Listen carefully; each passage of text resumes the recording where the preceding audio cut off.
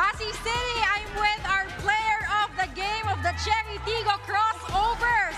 From bench to now being one of the best. I'm with Ren Peñafiel with 18 points from 12 attacks, 3 blocks, and 3 aces. Ren, congratulations. This is your first time getting that player of the game award. Anong pakiramdam? Hindi ko alam. Thank you, Lord. Thank you po. Sobrang happy po na nasa Cherry ako. Ayun, happy ako na nanalo din kami. Nagbunga din yung hirap namin sa training and everything. Yan po. Yes, Ren. Gaya ng tawag sa'yo ng iyong teammates. Ren, dahil ikaw ang pinya ka magaling ngayon, deserve mo ng napakatamis na pinya mula sa Pasig City. Ren, meron pa tayong karagdagang katanungan. Ren, we're very curious. Saan ka humuhugot ng inspirasyon mo sa paglalaro mo? You're very driven.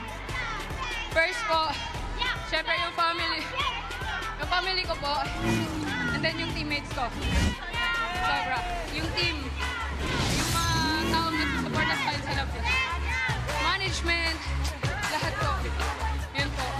Tsaka, shoutout po sa mga kaparintiyan. Tudere ara, mga pinapel dere. Waay guro.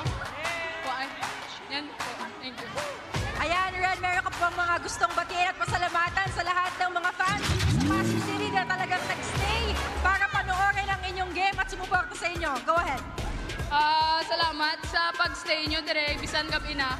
Salamat sa pag-suporta sa Cherry, sa team namon. Halong ka mo pa uli. Lantaw ka mo buwas, ha?